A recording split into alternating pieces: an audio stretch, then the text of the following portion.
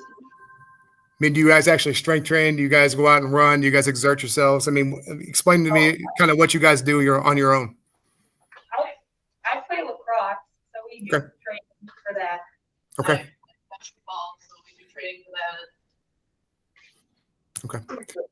I guess my biggest takeaway, because I've worked with a ton of PTs and I've worked with a ton of athletic trainers, the ones that actually do the training and have gone through it themselves are probably the best ones. So if you're someone that doesn't see value in it, you're not going to be the best that you can possibly be. So I'm going to say that off the jump. You've got to train. You've got to understand what it's all about. And what you're going to end up finding is that your job later on becomes almost obsolete, because correct training, proper training, strong kids, kids that can perform under duress, hands down are the most durable. So durability and return to play are probably the biggest keys. Am I correct on that? Yeah. Would you all agree? Okay. Yeah.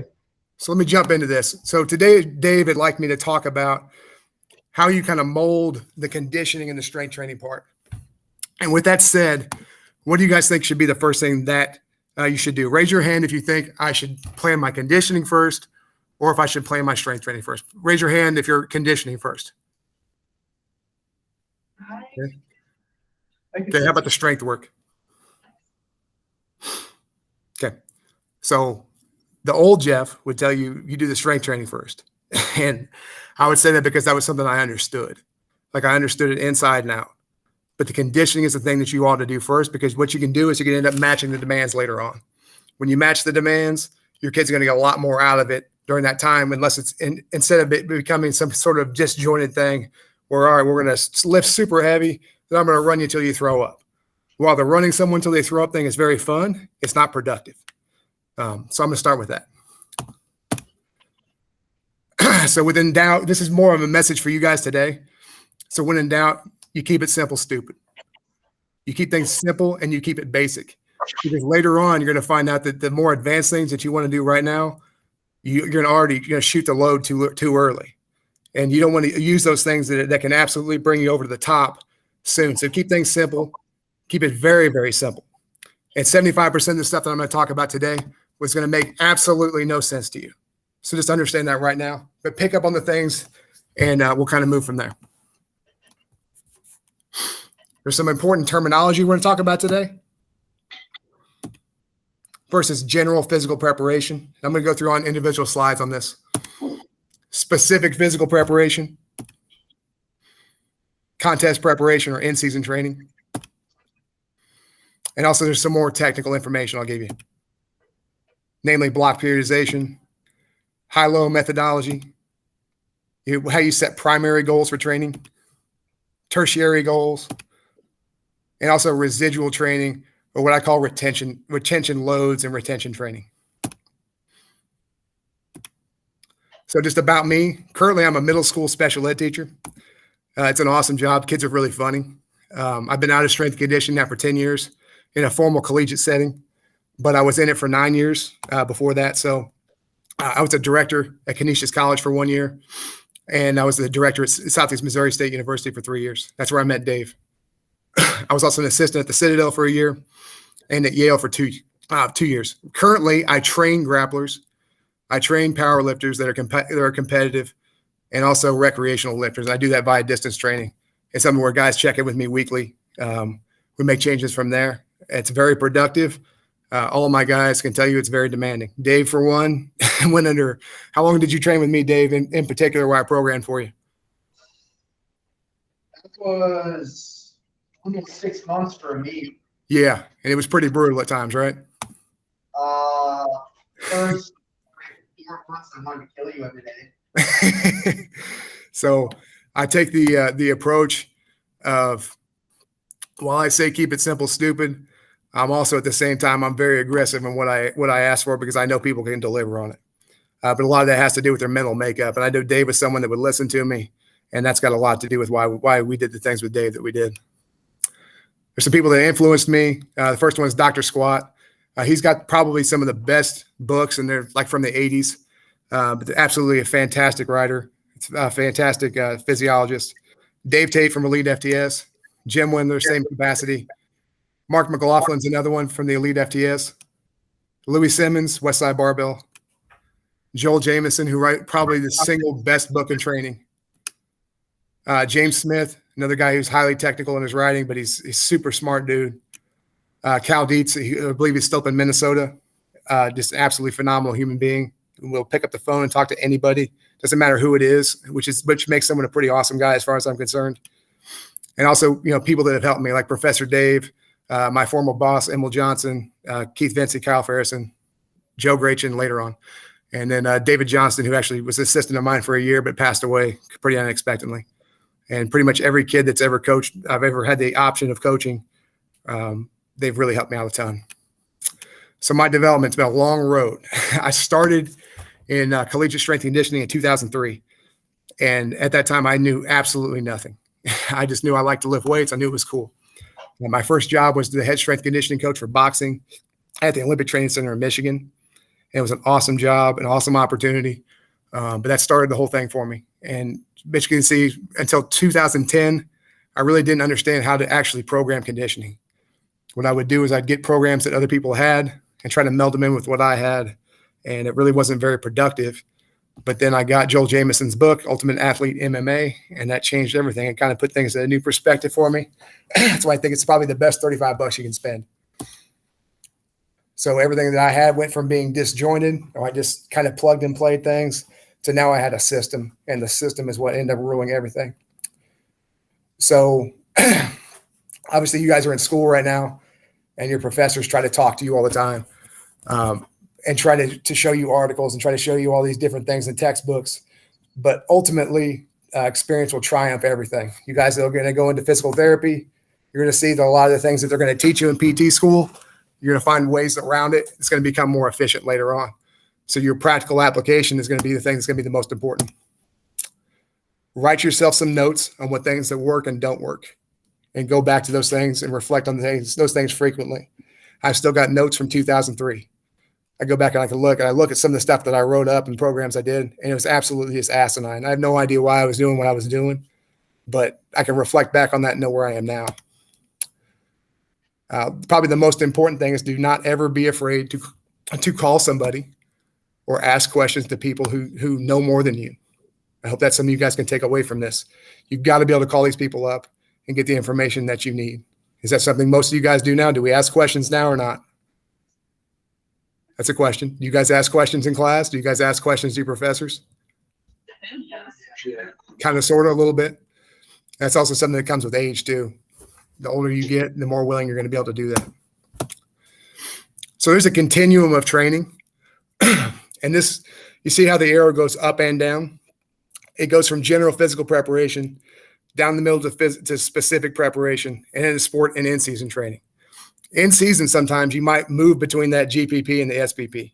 This thing is a continuous slide on how the training will actually work. It really just depends on some of the time of the year.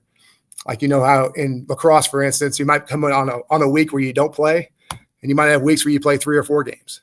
So the continuum there changes quite a bit in what you might be doing during the training itself. Things that are included in GPP. So it's generalized training with the goal of increasing a base level of fitness and ability to recover. That's my own dictionary. Dave calls it Leonese, but that's the kind of language I speak about it. It's not something, it is not the sport, but serves to enhance overall performance. So with that, within GPP, you might have a football team, but you go out and you have them play a basketball game for pickup. It's quasi-competitive. Those guys will get after it, but it's going to raise their base level of fitness. That's the goal of GPP, is to raise base level of fitness. Calisthenics is another great thing that you can use, especially with younger athletes. Stretching, yoga, it's a restorative thing, so it's important to do. And probably the most important part of this slide is strength training is GPP for athletes. Unless you're a competitive weightlifter, unless you're a track and field thrower or a bodybuilder, everything else is GPP. You don't expect basketball players to be great at lifting. I never expected my lacrosse players to be fantastic at lifting. It was something that they did to make their performance better. So with SPP, it's a specific physical preparation. It directly impacts performance. So during this time, you could think of this as your preseason conditioning. the demands that you're going to set are very similar. So if you're a basketball player, you might do individuals with your coach. You're going to work on specific parts of your game that are going to make you better for that sport. There's also game-based conditioning. I'll get into that a little bit later. With my football guys, my skill guys, about 4 weeks out, my skill guys would go 7-on-7, but my bigs, my fat guys would go in pattern-based sled pushes. So that was SPP for them. Speed, agility, quickness training for sport-specific work durations is another thing. I could set someone up on a 12-second duration and figure out a pattern that's going to make that up, and it can kind of mirror their sport, and it makes that work out really, really well. And notice I did not say it's strength training. Strength training for most athletes is GPP. The exception to that rule would be track and field throwers, competitive weightlifters, even cardio for bodybuilders would be SPP because they have to get leaner. So the in-season training, your goal in season is to maintain the maintenance of strength, and it might possibly increase based on sport. Most of my football guys would always increase their squat 40 to 50 pounds in season. It's sport specific. The training itself is sport specific because it's sports being played. You guys are practicing during that time. That's the training itself, is the practice and the play. The tactics and improvement, special motor patterns and abilities need to play the sport. Again, that's specific to the position on the field, position on the court. Those are things that the coaches themselves will be doing. It's not the strength coach at this point. And recovery in the strength conditioning world takes precedent during this time. We want to make sure that they are ready to go for the next game.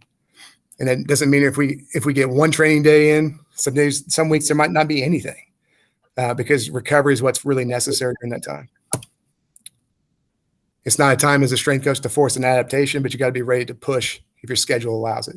Okay, that's why I say some of my football players would have a 40, 50-pound PR in season. I would let them kind of dictate their training. I would give them percentages. But if you want to go, I'm going to let you go, and we'll see what you can do. So it was, I kind of let them up to them during in-season period. Have any questions so far? No? Okay. So what is block training? Block training is the thing that I completely believe in. It's my system. To me, it's the bread and butter. It's absolutely awesome. And what it's not is what the NSCA book teaches. The NSCA book is like your manual to get your driver's license. You're figuring out basic rules for the road. The NSCA book is not a Bible. It is not the gospel. It's the bare minimum to ensure that you've just got your ducks in a row, and you're not going to come in there and F somebody up. That's what the NSCA book is. So the NSCA book shows you different types of programming. One is linear, which is a constant progression from higher reps to lower reps over a 12-week period. Usually there's a shift between high reps to low reps, low percentages to high percentages. Concurrent training is everything at once. I believe you guys talk about concurrent training in the NSCA book. Am I correct there, Dave? Just a little bit. I think I covered it more than the book does. Yeah, it's a little bit of DUP, right? Daily undulating periodization. Yeah. And then the block model. So block model, you're targeting training. You're targeting one specific attribute, and you shift to the next, and then you shift to the next from mesocycle to mesocycle, excuse me. And what you're doing that is in a purposeful manner. And I'll get to that a little bit later. So linear periodization, if you look at it, it looks like this. Each block would be a week. So you might go 3 weeks at 12s, increasing your percentages each time. You go to 10s next. Again, percentages keep increasing, down to 8s, down to 5s, down to 4s, 3s, 2s, and 1s. And on each individual week, you're seeing an increase in percentage, an increase in overall intensity. So you see with that, volume starts to taper as you go, intensity starts to pick up.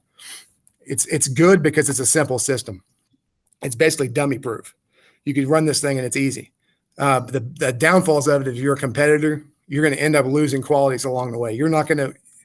You're lucky if you'll hit your 100% on whatever lift it is you want to hit by week 12 following this model. It's just a lot more difficult because you're going to start to lose qualities over time, whether it's due to lack of intensity or if it's due to a lack of volume.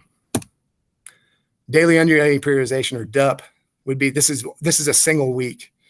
So Monday you might come in and hit 5 sets of 5 on an exercise at 85%. Wednesday, you're going to go in at 90% for 6 sets of 1. And then on Friday, you're going to go 3 sets of 12. So your intensity waves, your volume waves throughout the week. And the idea is doing that, you kind of cover all your bases along the way. You want to make sure that you're maintaining everything and still building at the same time. And during this, you're still implementing some form of progressive overload. So week over week, you should be getting heavier as you go through this. Again, there's downfalls of it. Some people can't squat 3 times a week. And I've got great results having done that with guys, but some people they're not wired for it, and that's all right.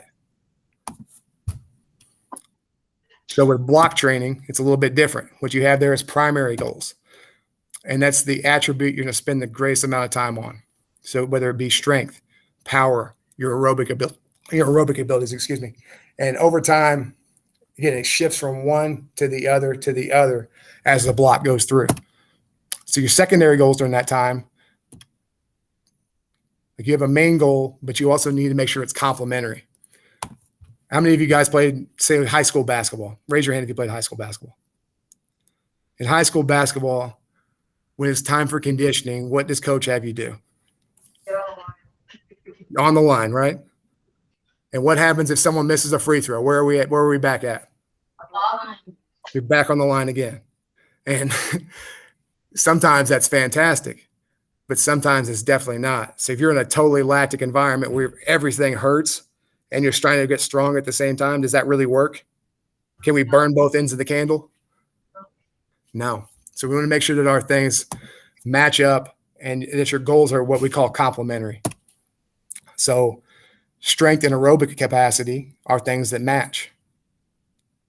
Lactic capacity and aerobic capacity do not match. They are things that will destroy each other.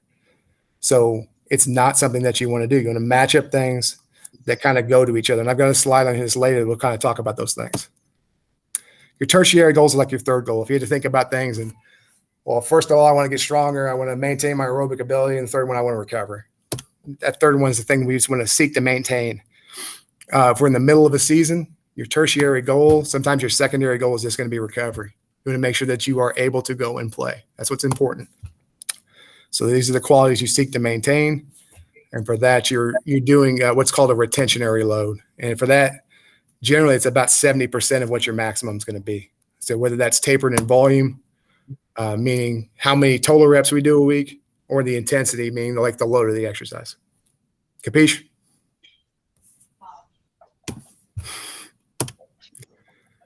So again, the compatibility of efforts. Hopefully this thing pops up. There we go. So you can see on the left-hand column, it's got dominant training modalities with aerobic endurance. It's compatible with sprinting ability, like short-term sprinting ability, maximum endurance, maximum strength, and hypertrophy. For most of my guys, maximum strength was always during the time of aerobic capacity building. So your glycolytic or your endurance thing, again, it works with strength aerobic restoration, aerobic anaerobic endurance. Your alactic work, that's your under 12-second efforts. Works well with aerobic endurance, explosive strength. Just think about jumping. Think about like lifting a lighter load as fast as you can. Sprinting. Those are the things that work well with that. Maximum strength and hypertrophy. Again, they work well with maximum strength, flexibility, restoring your aerobic function, and learning anything that's new and technical. It's done generally when you're fresh. So what you're most likely to do, but bare minimum, it's the second thing that you're going to do during that day. So short term, this is about a 12-week block layout. This is how I typically do it. My first 4 weeks will be GPP. So I'm going to develop aerobic capacity during this time. We're going to increase muscle mass and we're going to regenerate. This first GPP is usually right after a season because you're kind of beat up. Your body doesn't feel great, and that's okay. But we need to get the aerobic system back up and running because ultimately that's going to be the biggest limiting factor in performance. If you remember playing football, if you remember playing soccer, or pick any sport aside from table tennis or putt-putt golf, when you have a high intensity effort and if you're burning everywhere, it's because your aerobic system is shit. You are not developed enough there. You need to build that aerobic base, and that doesn't mean look like a cross-country runner. You can build an aerobic base, still be muscular, still be able to give high output, But it does that because it just helps you recover better. It helps you recover between efforts. I use the example because I've got a grappler that's going in for Worlds right now. His name's Johnny Buck. Look him up. He's about the funniest guy on Instagram. But Johnny Buck has a terrible aerobic base. So we spend most of our time on his aerobic base because he's so strong. But when we get to the end of his aerobic blocks, when he's competing one-on-one versus his guys in the gym, his heart rate might be at 145, but he's at like 80% of his total effort.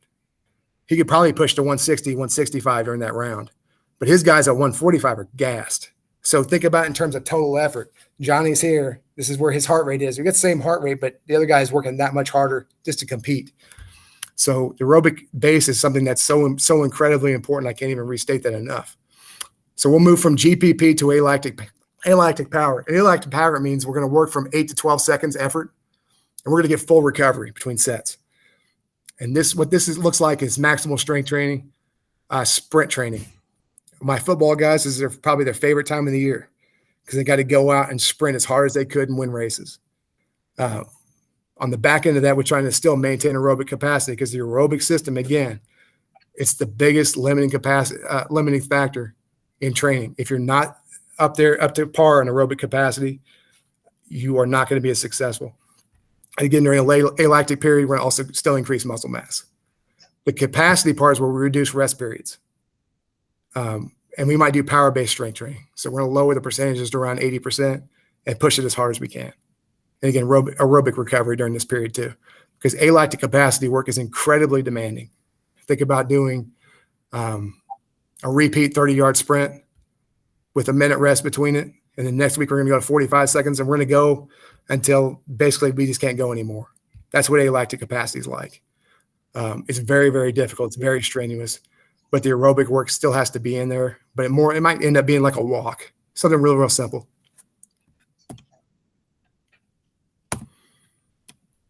So long-term layout, this is kind of how I set things up generally. You notice my yellow is still GPP, orange is alactic power, green is alactic capacity. If you look at the numbers, the alactic power blocks start to get shorter and shorter as we go through. And we finally finish with a lactic block.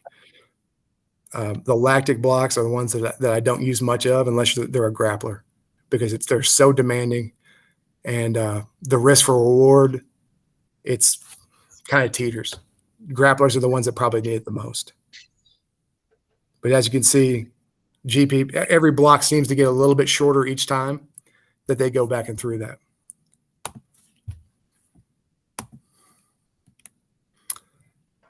So let's get into a GPP block, the methods. Like these are the things that you'll be doing during a GPP block. During your initial blocks, like cardiac output work is what I call. That's heart rate between 120 and 140 for extended periods of time.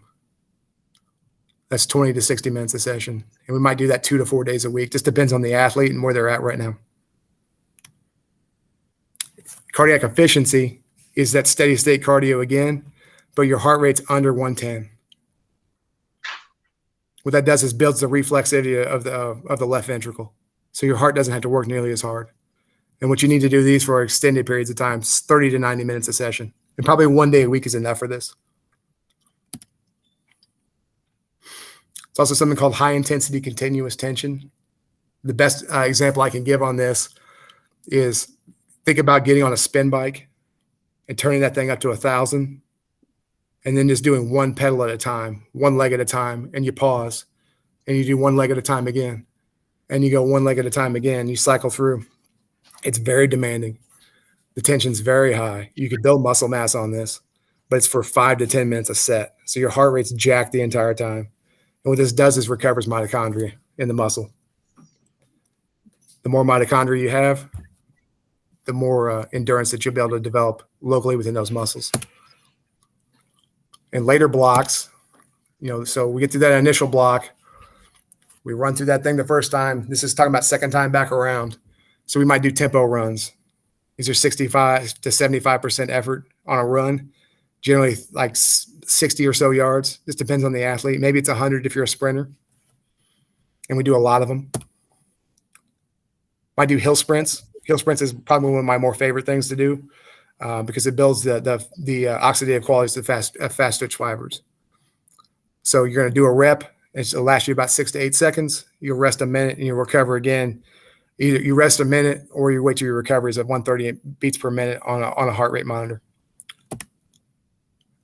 And again, 20 to 40 efforts. HICT again, high intensity continuous tension. That's something that's good for this time also. I think it's good for any time of the year, but it's so demanding. That's the other thing that you have to keep in mind. Like your legs will feel like they're going to fall off. High resistance intervals. That's you'll get on a treadmill and sprint up to 1 minute, rest 3 minutes. You might do 5 to 6 reps of this.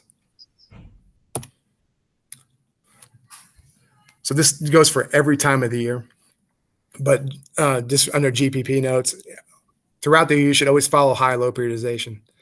So that means on your first day, it's high intensity. You're going to be a lower intensity day the next day, higher intensity the next day, lower intensity the following day, and so on. When I say high intensity, I mean those are your days where you're strength training. It's your heavy days. It'd be like your deadlift day, your clean day, your squat day. Not so much bench.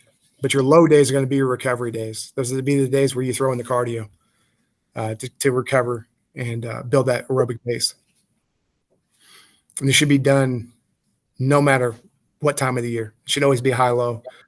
It ends up balancing the CNS. So your parasympathetic system, which is you want dominance in. You want that to be higher. So we need that to overcome your help me out, Dave. Thank you. Drew blank there. So our alactic blocks, our first block is thinking about power versus capacity. So building power, as you can see here, it's this little bitty tank to start. At the end, we want a great big tank. So that's how much substrate you can actually expend during a certain amount of time. We want the tank to get super huge. And we're going to do that for, like, say, 2 to 4 weeks, depending on the time of the year. But then we're going to go to capacity after that. And capacity is trying to get that, it's trying to refill that jug. So we use everything we've got, we recover, we come right back again, refill it, expand it, bring it up again, refill it, expand it. And it's just to get your body used to regenerating that ATP as fast as it can. It's, like I say, it's incredibly demanding, but this stuff works. I mean, I would put my life on it. It works. So with our alactic blocks, the goal of power is to increase maximal strength during this time or increase acceleration.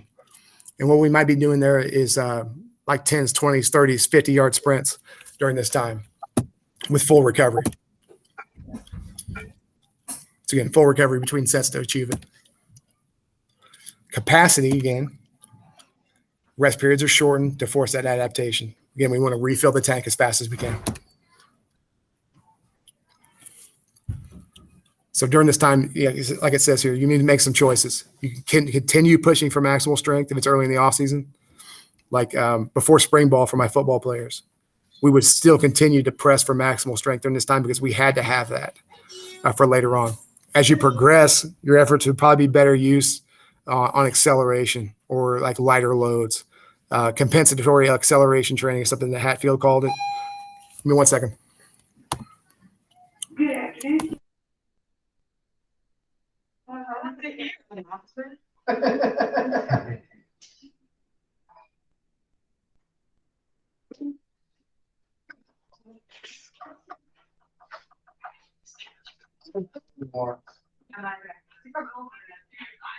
He grew up in Ontario, Illinois, but he lives in Louisville now.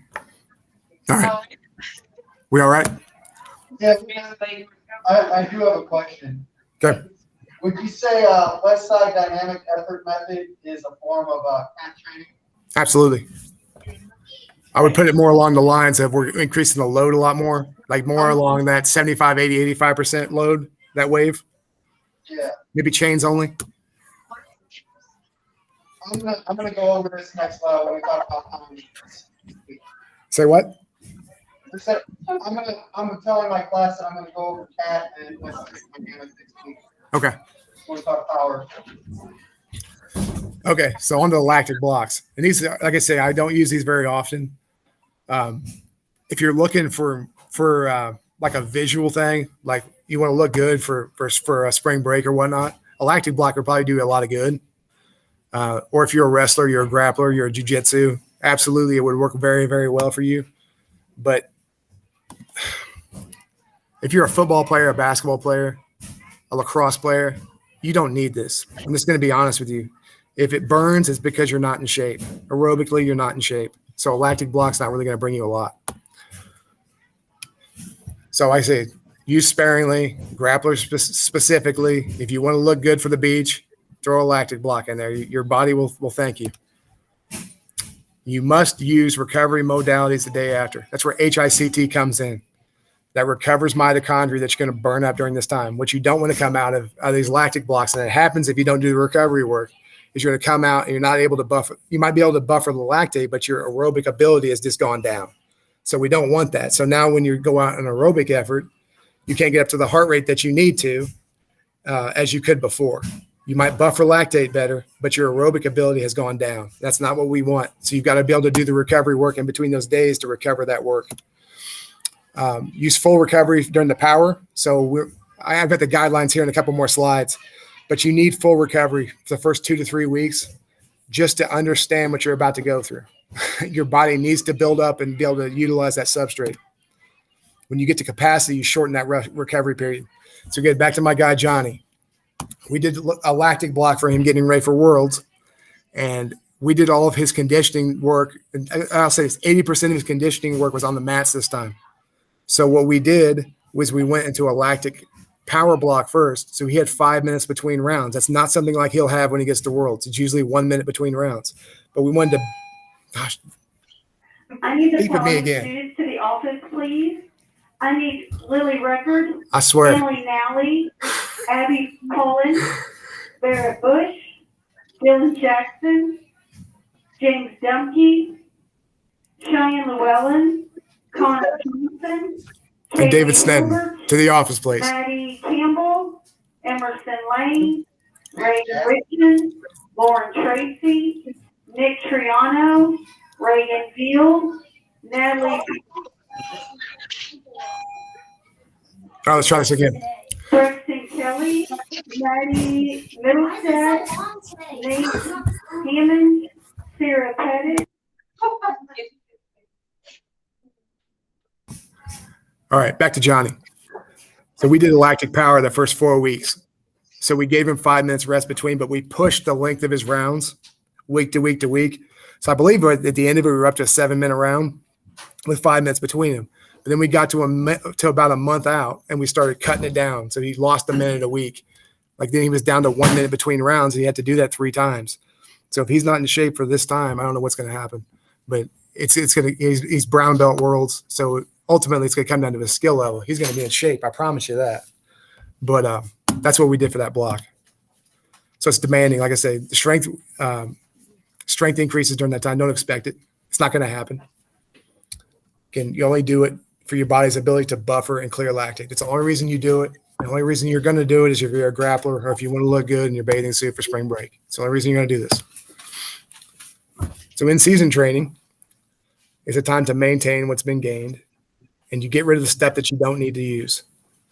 So you want to focus on like in-season basketball as an example. You want to focus on maintaining strength. You don't want to worry about jumping, is what does basketball players do all the time?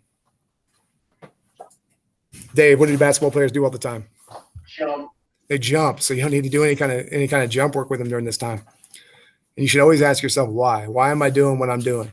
You need to get rid of some stuff that you don't need to have. Don't waste their time in season. You come in, you get what you need to do, and you get them out. Restoration during that time is king. So you need to just throw pretty much every restoration thing that you can think about at them because playing the game is the most important. Here's a note. Games are not won in the weight room. But you can read the rest of that, and that's how games are lost. My example of that is I was the strength coach for the Citadel basketball team in 2005. We were having a fantastic year. We had our assistants lied to the right players and got them in there and told them they didn't have to do all the PT stuff and got them in there. And we were winning games. Kieran Fuller, please come to the office.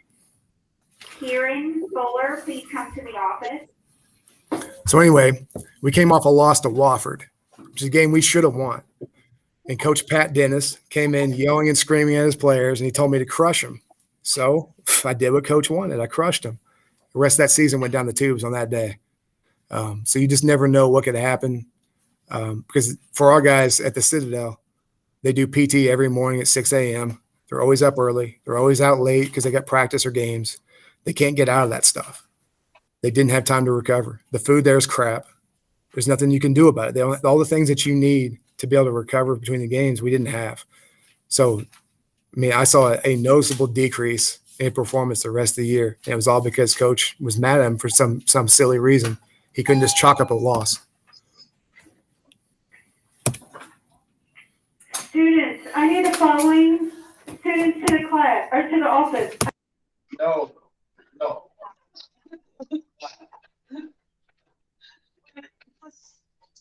Exposure or something? Is that deadly?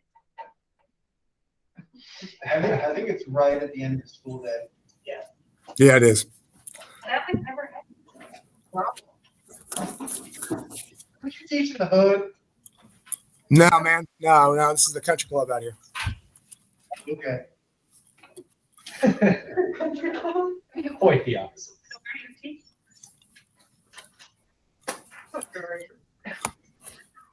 All right, so I got some in-season, out-season guidelines for programming. You can see my percentages. And in-season, things lower quite a bit. Like as you can see, I'm not going to hit anything above 85%. There's not a need for it at this time. Nothing above 92% in-season. The exception there would be like track and field throwers, maybe sprinters because they have enough time to recover. But of all these different things that we might do, and there's lots of really cool stuff that you can do in terms of manipulating the training loads and whatnot. But it's contrast training. You use some clusters. So you do a heavy rep, you let it rest 10, 15 seconds, you pick it up, you do it again. You could use bands and chains. You can use weight releasers, French contrast training. There's all kinds of really cool stuff that you can do. These are the guidelines. And below, we have what's called a modified Prelipin chart. So Prelipin, I think the research on this was they found out the optimal number of reps to do to increase performance of a weightlifter. Talk to me one more time. If you're a bus rider, please head to the buses now. They're preparing to leave. Haley Hilbert, please come to the office. Haley Hilbert, please come to the office. Okay. So anyway, they said Prelipin was someone that studied weightlifters, and they found out the optimal number of reps to do per percentage to get the increase that you wanted to have in performance. I don't think entirely all these things apply, especially when you're talking about a person like a football or a basketball player. They're not weightlifters. It's not what they do. It's not their business. So some of those things need to be taken into account, and you might not be able to do the same amount of reps. You might be able to do more based on the percentages that he actually gave. Just kind of depends on the individual. So individuality does matter. All right.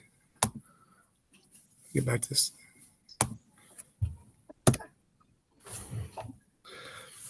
Okay, so work to rest period guidelines. This is when I'm talking about your different types of blocks. As you can see up here, we have alactic, we have lactic power, we have lactic capacity, we have aerobic power, aerobic capacity. This is what I use to program off of things. I use this chart. So alactic power, you're going to take 2 to 5 minutes rest between sets. You're going to do 5 to 6 sets, but it's going to be something of a duration of 7 to 10 seconds. So again, maximal sprint training, you ask guys to go out and race, that's going to be something that's going to fit into this type of model. You could do different agility drills that's going to fit into this type of model. For guys that are grapplers or just people I train in general, I have them do squat jumps with like 10% of their body weight for this amount. And I tell them you get as many as you can during that certain period of time. Then you're going to go out and you're going to rest the 2 to 5 minutes, wherever it is I give them. It's going to be in here. They're going to do that 5 or 6 times. When we get into capacity work, again, like I say, it's still the same work to rest. It's still the same work. Christine Gee Alexander, whiz. please go to front of the car rider line. Christine Alexander, please go to front Dave, of the car I'm going to lose it. Also, content we will need in the library, not in Ricky's office, in the library. Thank you. So again, for capacity, Now we're cutting our rest periods down. It could be 90 seconds to 30 seconds, depending on where we are in the block. What I do is I start at the highest threshold and I work my way down over like 3-4 weeks. And this is going to be the number of sets that you're going to do. So this is something that makes it easy to program. You also do is you plug and play. For the lactic part, they say 20 to 30 seconds. I'm going to be really, really honest with you. I've had guys do lactic blocks where we work up to 2 to 3 minutes. And it's different exercises, but it's the same amount of work. Kennedy Hodges, please go to the front of the car rider line. Kennedy Hodges, please go to the front of the car rider line. Thank you. But when you get to capacity, you see right here, here's what I'm talking about. That work period, it increases. We go from 20 to 30 seconds. Now we're 40 to 90 seconds. This is brutal. That's what I'm telling you. If you don't have the proper setup coming into it, it's going to absolutely bury you. And that's the last thing that we really need. And I'm going to say that on the rest part, that's where I kind of skew away from this. I'll do anywhere between 1 and 3 minutes rest between. It's something that I see personally on my own that works. Training residuals is probably the last part I'm going to talk about before we get to program examples. So residual is like a lighter load that you're going to go in and you're going to tap in and you're going to hit during a different type of block. So let me go over here real quick. Okay, so we're in here. GPP. We do our first 6 weeks. We're trying to increase muscle mass, like I said. We're trying to get basic strength levels. And once we have that, when you come in here to alactic capacity, this is however many weeks ahead, 8 weeks ahead from there. What we might end up doing is throwing in a tempo run to maintain aerobic ability during this time. And it's not nearly as many reps as what we were doing during the power block or even during GPP, but we do that to maintain that quality during that time. I got a buddy that was the head strength coach over at North Texas, and then he went over to UCLA. And what he would do the last 4 weeks of football off season, right before they came into camp, he cut all aerobic work, period, because he knew that aerobic quality would hold for 30 days. So everything at that point was high speed, short rest, and they would do, countless reps on that, then 7-on-7 on top of that, or like I say, pattern-based sled pushes on top of that for the big guys. So it's something you can let it go for a little while because it will retain itself. Please go to the front of the car rider line. Dylan Jackson, please go to the front of the car rider line. Okay. So again, training residuals. Like I say, when I talk about a 30-day window, that's this part with aerobic endurance. I cannot touch it for 30 days, plus or minus 5, depends on the athlete. And that quality will maintain itself. So I only need to come back in 25 days from now and do something to maintain that quality, and it's going to hold for another 30 days. It's something, especially in season, that's super crucial. Like with my football guys, thinking back, like I wish we would have done two tempo runs a season just to maintain that, because I know that would have kind of improved things even that much more for the guys, especially from a recovery side. Maximal strength, again, that'll hold for about 30 days. But again, on my end, I'd come in, hit, like I say, you want to maintain your bench press. I'm going to come in and hit 80% for a set of 3, and that's going to maintain me for the next 25 days again. Your glycolytic endurance, again, that shortens down to 18 days, plus or minus 4. So this is not something I use a whole lot because I put so much bank into this top one. The aerobic one for me is the one that is the most important to develop. Strength endurance, again, holds 15 days, plus or minus 5. So that's your high rep work. So if you don't do a whole lot of high rep work for a long time, you're going to lose that quality. So you should go back and try to do something to maintain that. And maximal speed will only hold for 5 days. So sprinters would be someone that would definitely need to come in and make sure that they're still hitting that. And that's something that as a track and field runner, you would expect them to go out and sprint as hard as they can. Am I correct? That's something that's not hard for them to do. But on a taper, when they're getting ready for like a major competition, they might taper off for 3 days and not do any running at all, come into conference, and they're ready to go. They're fresh again. Restoration methods, some things, again, restoring the body, allowing you to recover. First thing would be off days. Blitz training or circuit training is something that I use quite a bit for my guys, both in just getting blood flow to move, but also to put on some size, put on a little bit of muscle. Tempo runs. HICT training is another good restorative training method. Foam rolling, stretching. The last three, I save them for when you really need them. That's deep tissue massage, Epsom salt baths, and contrast showers. Like a contrast shower would be, I hop in the shower as hot as I can handle it. Do that for a minute. I go as cold as I can handle it for a minute. And I do that 3 times. You'd be amazed at what that can do in making your body feel that much better. Epsom salt baths is the same thing. Dump a half a bag of that stuff into some warm water. It's amazing what it'll do for you. Another thing I didn't put in there, but ice baths. Ice baths are really, really good for people as well.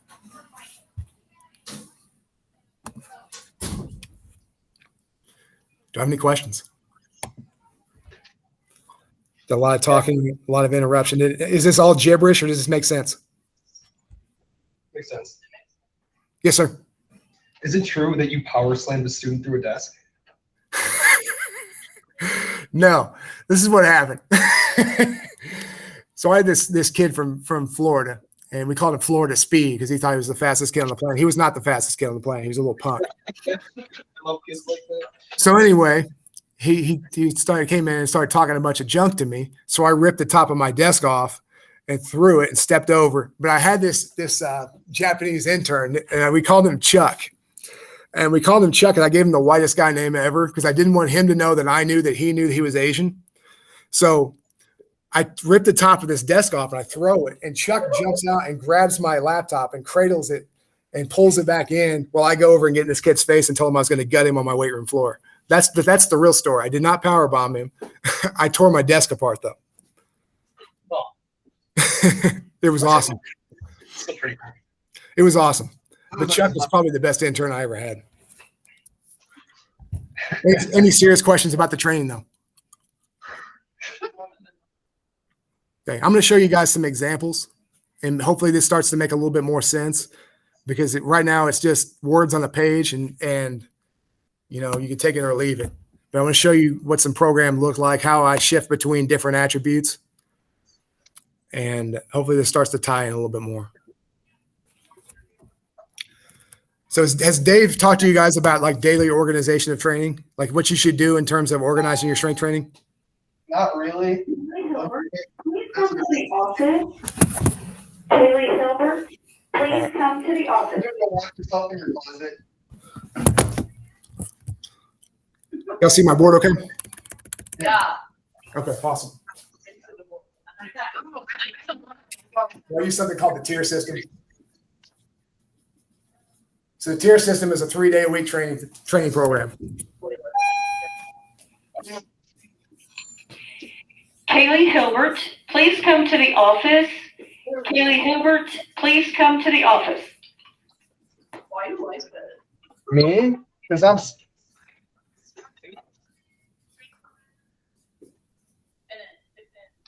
In it. Thanks.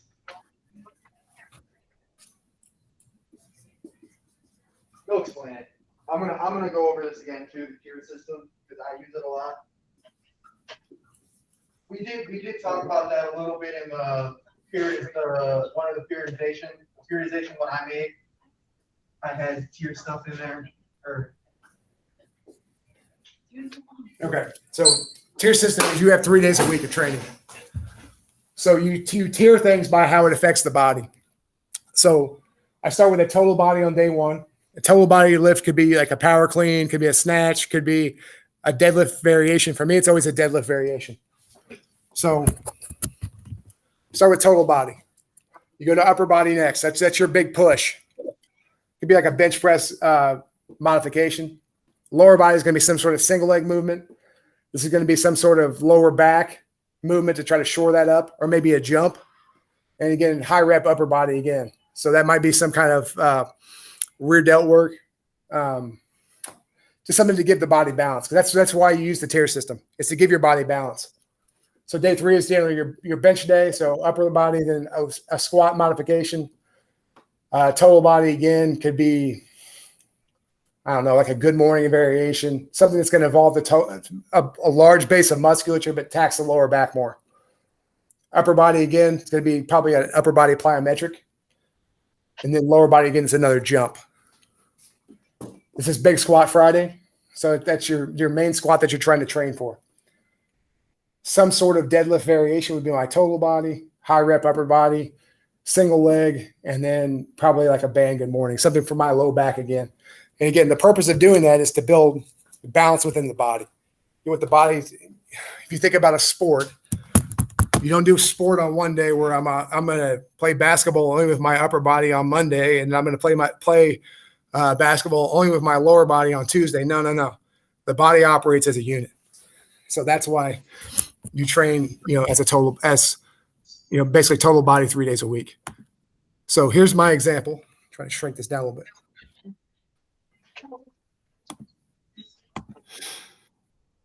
That's good thing that's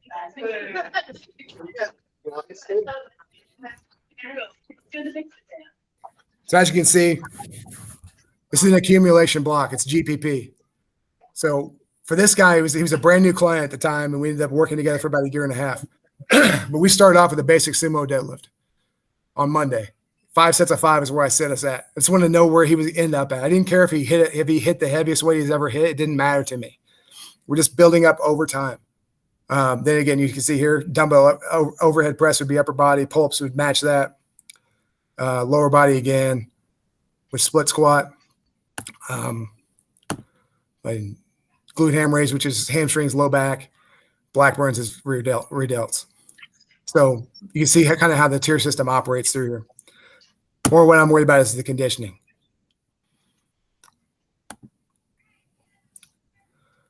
So what I do is give people guidelines to start off.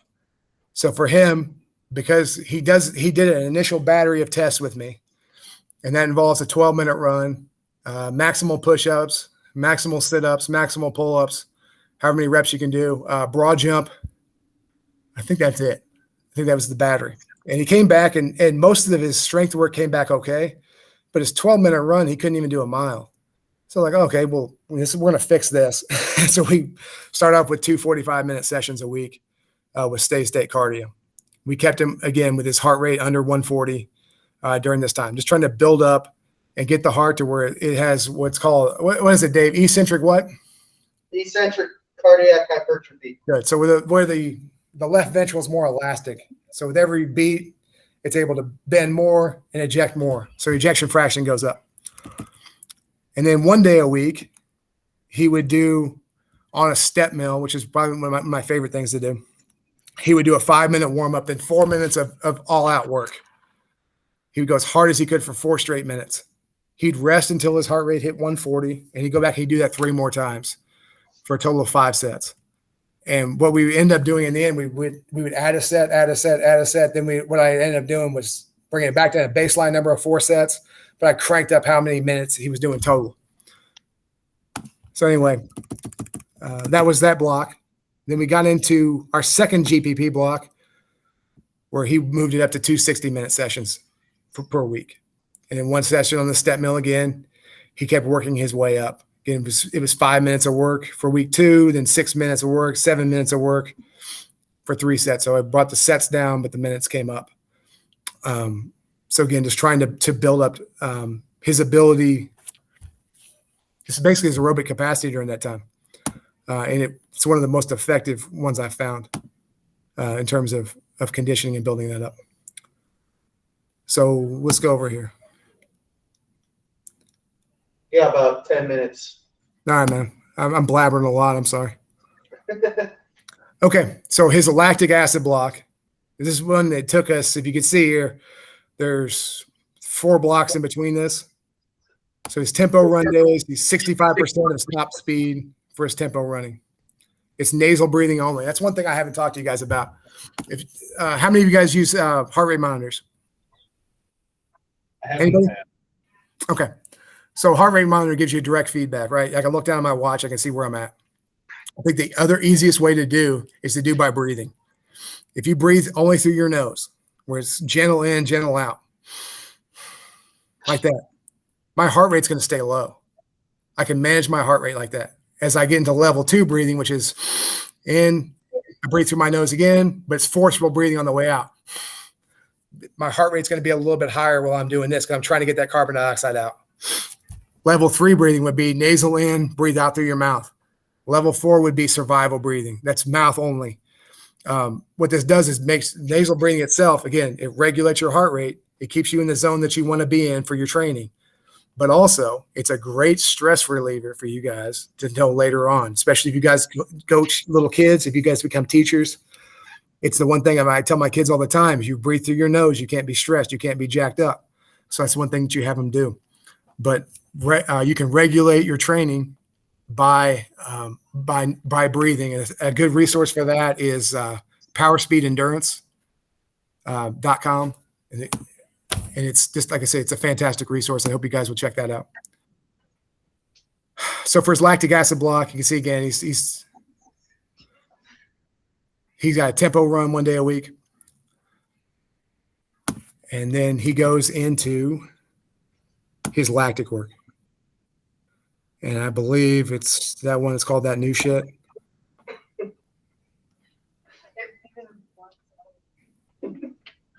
No, here it is. That New Shit condo. So this is a lactic block. And this one is buku freaking nuts. I'm just going to tell you right now. But he went under 8 months of training with me to get to there. Okay, so the new shit was an alactic block, excuse me. So he did squat jumps, 20% of his body weight, five sets of 8 seconds effort. He took a minute break between those. That was his alactic capacity work. So you can see the progression here, weeks 1 through 4.